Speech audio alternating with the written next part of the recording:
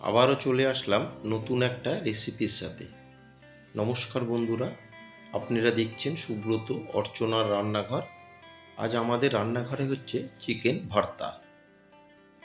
খুব সহজেই আর অল্প কিছু উপকরণ দিয়ে চিকেনের যদি কোনো রেসিপি আপনারা বানিয়ে নিতে চান, তাহলে কিন্তু এই চিকেন ভর্তাটা একবার ট্রাই করে নিতেই পারেন।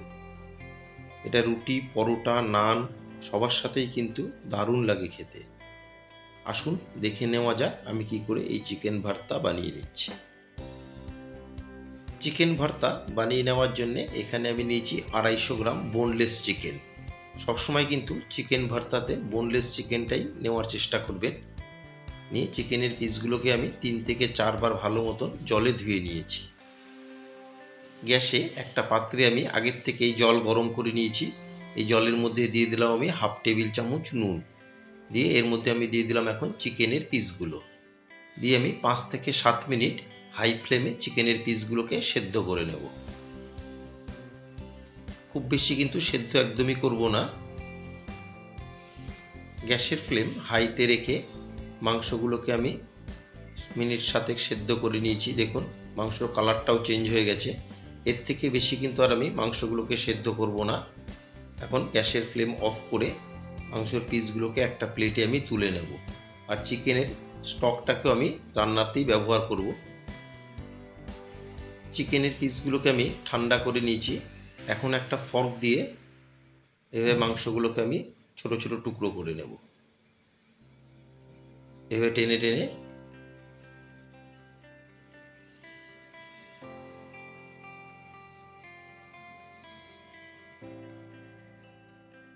পুরো মাংসটাকে আমি এরকম ফর্ক দিয়ে টুকরো টুকরো করে নিয়েছি। দেখুন এখন একটা সাইডে রেখে দেবো, এটা আমার পরে লাগবে। আর এখানে আমি একটা বড় সাইজের পেঁয়াজকে পেস্ট বানিয়ে নিয়েছি। আর একটা টমেটো নিয়েছি, টমেটোকেও পেস্ট বানিয়ে নিয়েছি। আর একটা বাটি নিয়ে নিলাম, এতে দিয়ে দিচ্ছি আমি 8 থেকে 10 কোয়া রসুন। আর দিয়ে দেবো 2.5-3 ইঞ্চি মতন আদা। আর দুটো দিয়ে দেবো কাঁচা লঙ্কা। দিয়ে এটা আমি শিলে বেটে একটা পেস্ট বানিয়ে নেব, আদা, রসুন আর কাঁচা লঙ্কার। সব কিছু রেডি করে এবার চলে এলাম মূল রান্নায়। গ্যাসের ফ্লেম অন করে একটা ফ্রাই প্যান গরম করে এতে আমি দিয়ে দিচ্ছি পরিমাণ মতন সাদা তেল। এই রান্নাটা কিন্তু সাদা তেলেই করবেন। তেলকে বেশ ভালো মতন গরম করে এখন আমি এর মধ্যে দিয়ে দিচ্ছি একটা পেঁয়াজ বাটা। দিয়ে পেঁয়াজ বাটাকে আমি কিছুক্ষণ কষিয়ে নেব। মিনিট 3 আমি নেড়ে চেড়ে পেঁয়াজ বাটাকে কষিয়ে নিলাম। এখন এর মধ্যে দিয়ে দেবো আমি যে আদা, রসুন আর কাঁচা লঙ্কার একটা পেস্ট বানিয়েছিলাম, সেই পেস্টটা পুরোটাই আমি দিয়ে দিচ্ছি। আমি কিন্তু এখানে আদার থেকেও রসুনের পরিমাণটা একটু বেশি দিয়েছি। দিয়ে এখন আদা, রসুন আর কাঁচা লঙ্কার পেস্টকেও খুব ভালো মতন পেঁয়াজের সাথে মিশিয়ে নেব। নিয়ে গ্যাসের ফ্লেম মিডিয়ামে রেখে একটু সময় নিয়ে আমি কষিয়ে নেব যতক্ষণ না পর্যন্ত আদা রসুনের কাঁচা গন্ধটা যাচ্ছে। আদা রসুনের পেস্ট দিয়ে আরও মিনিট 2 আমি ভালো মতন কষিয়ে নিয়ে এখন দিয়ে দিলাম টমেটোর পেস্ট। দিয়ে টমেটোর পেস্টকেও ভালো মতন আমি নেড়ে চেড়ে কষিয়ে নেব।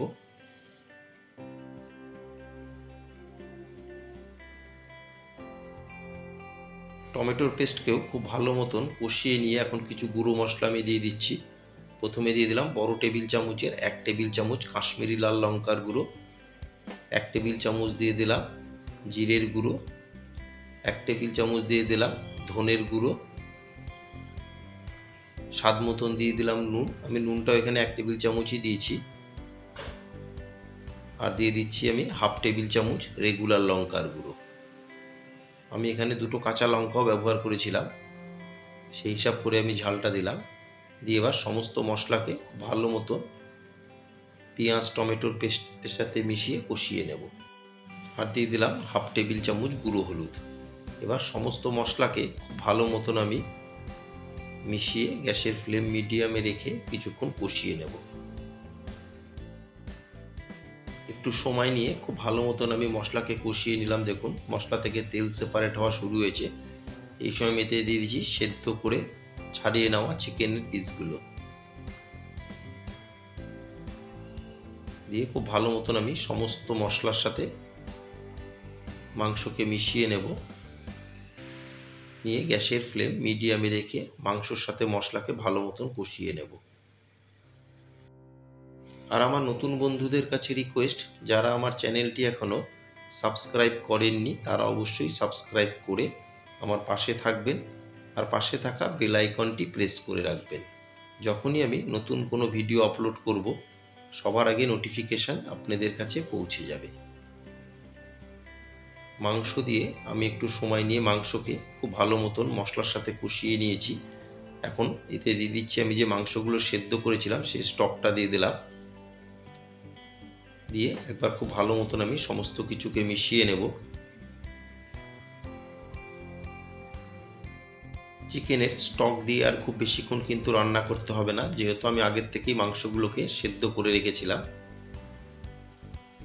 ভালো মতন ফুটিয়ে আমি এখানে 2 টেবিল চামচ দিয়ে দিচ্ছি ক্রিম। আমি এখানে দুধের সরকে ফেটিয়ে ক্রিমটা বার করে নিয়েছি, সেই ক্রিমটাই দিচ্ছি।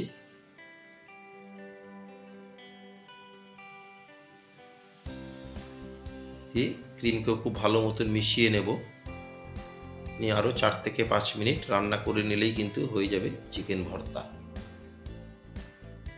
ক্রিম দিয়ে ক্রিমকে ভালো মতন মিশিয়ে এখন আমি এখানে কিছুটা রোস্টেড কসুরি মেথিকে একটু হাতে ক্র্যাশ করে দিয়ে দিচ্ছি।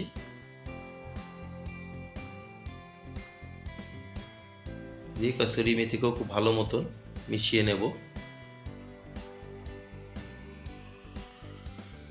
আমার আজকের রেসিপি চিকেন ভর্তা আপনাদের কেমন লাগলো অবশ্যই একটা কমেন্টের মাধ্যমে জানাবেন।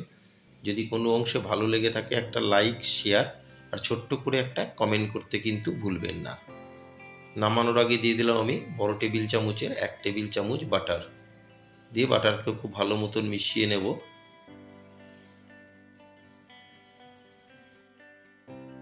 চিকেনের এই রেসিপিটা কিন্তু রুটি, পরোটা, নান সবার সাথেই দুর্দান্ত লাগে। অবশ্যই একবার বানিয়ে নেবেন আর কমেন্টে আমাকে জানাবেন কেমন হয়েছে। বাটার দিয়ে আরও মিনিট 2 আমি রান্না করে নিলাম।